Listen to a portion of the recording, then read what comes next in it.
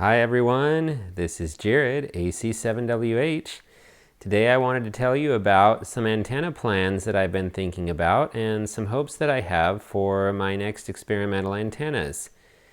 So you may see in my previous video about antenna wire that I recently purchased a nice 500-foot spool of 14 gauge stranded wire, and I'm looking forward to putting it to use with some antennas. So what are some of my goals with this? Well, I would like to have an antenna that is very easy to put up and take down in as short of length of time as possible.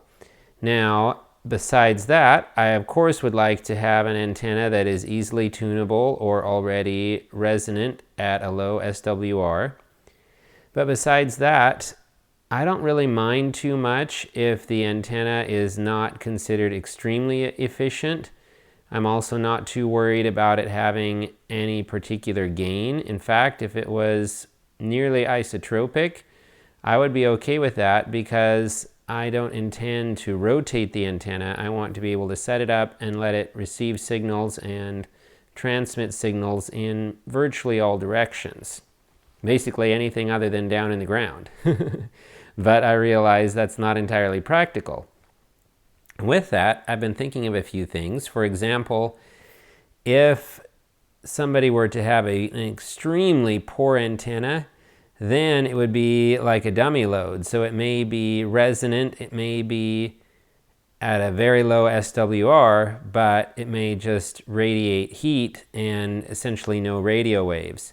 So I don't want that, even though that would otherwise fulfill all of my requirements that I listed, except for the radiation of RF. So I need it to do that, of course. However, I was thinking, what if the effective radiated power with the antenna was even as bad as a few decibels below an isotropic radiator? So in other words, negative dBi, decibels over an isotropic radiator. Well, if it was a few decibels down, that's not a huge deal. So let's say hypothetically it was 3 decibels negative dBi. Well, that would be like losing half of my power as heat, essentially. And that's not a huge deal to me. You may be thinking, what is he talking about? Well, let me tell you about it. So for me personally, there have been many days where I have not operated my ham radio equipment because of the limited space that I have and the fact that I don't want to invest a huge amount of money into getting a more permanent setup. And with the fact that I don't have a whole lot of space anyhow, I don't want something taking up the amount of yard space that I do have behind the house. I also don't want it to be something that is dangerous because it is too close to the house if it were to fall, like an antenna tower, for example. And also, I don't want something with extremely strong gain pointing toward my house or any other nearby houses for RF safety purposes, even though I tend to operate in the lower frequencies that are generally considered safer anyhow from an RF absorption perspective, the specific absorption rate. But in any case, I would be okay if the antenna is less than ideal, if that means that I can operate with it. In fact, I saw something somewhere that said your best antenna is the antenna that you use. So I may have a fantastic antenna, I could make a nice long vertical antenna, but if it's such a hassle to set up and take down for only a few QSOs, then it's not really worth it. So for example, I have spent many days where I was taking maybe an hour to even 2 hours of setup and teardown time in a certain day, and then I might only have 20 or 30 minutes of QSOs that day, because there's of course time spent listening, there's time spent tuning, there's time spent, finding which band is open, all those different things. And by the time I actually reach somebody who is, maybe being swamped by a pileup, then I may have just a tiny little window of time to have a QSO, and then it's on to the next person or whatever. And I don't want to then get to the point where, well, I had 2 QSOs, time to take the antenna down again. So right now, I'm not in a situation where it is convenient or fully safe to have a large, efficient antenna permanently up. So what I'm looking into, and I have some ideas, I'm going to save those for some future videos, hopefully, some ideas of something that will be very practical. It will have a certain degree of inductance and some capacitance naturally, without having any special tuning capacitors or tuning coils aside from what I already have in my Palstar HF Auto antenna tuner. And so if I'm putting out, let's say 800 watts, and let's say I lose a few hundred watts because of lack of efficiency, well, I'm still going to be putting out like 500 watts or so, and that's a great signal for me. And then receiving wise, I have an idea that should eliminate some of the extra noise, so I should have a decent receiving antenna and an acceptable for my situation transmitting antenna.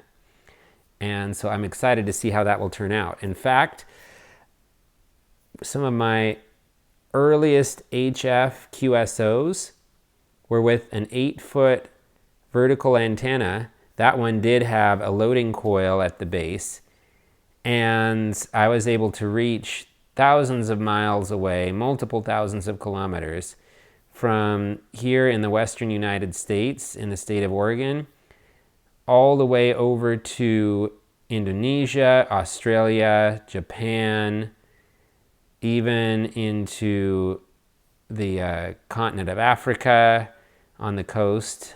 I believe it was Madeira Island, and all up and down South America, essentially. So that was with an 8-foot antenna, very inefficient, no radials at the time. It was an antenna designed for mobile use to be placed on a vehicle, and I just placed it on some small metal items, and it was hardly even close to how it would be if it was actually on a vehicle or actually had full radials. It was mostly just the loaded vertical, 8 feet, so about 2.5 meters tall. And I was able to make many contacts on the 10-meter band, on the 20-meter band, and more besides. So if I could do that well on an antenna that is that less than ideal and inefficient, I'm sure with some of my other ideas that I would be able to do even better than that. So we'll see how things go. I will mention 1 or 2 other things or so, and that is, I've found it quite interesting that by definition, a resonant antenna is an antenna that has the capacitive reactance and the inductive reactance opposite but equal and balancing each other out. That is essentially the definition. So in other words, there's a purely resistive load.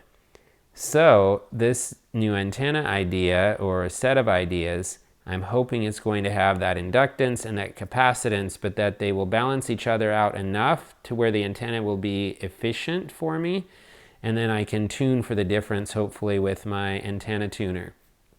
And besides that, one other thing related to that is if an antenna's natural impedance is, let's say, 300 ohms, and the antenna is resonant because the capacitance and inductance, those two reactances are equal but opposite, so they cancel each other out, then you may not have a great SWR at all. You may have a terrible SWR, like 6-to-1, if you are using equipment that is meant for 50 ohm impedance, for example, but the native resonance gives your antenna 300 ohms.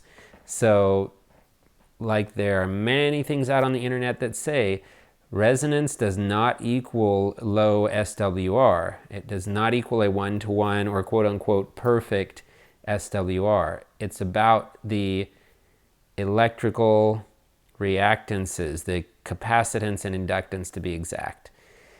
whether those are equal but opposite so they balance each other out or not. And then the purely resistive load is beyond that for your impedance of the antenna when it's at that natural resonance. So I find that fascinating, and I'm looking forward to learning more along with the antenna analyzer and the antenna wire. So we'll see what happens next, but thank you so much for watching, and 73.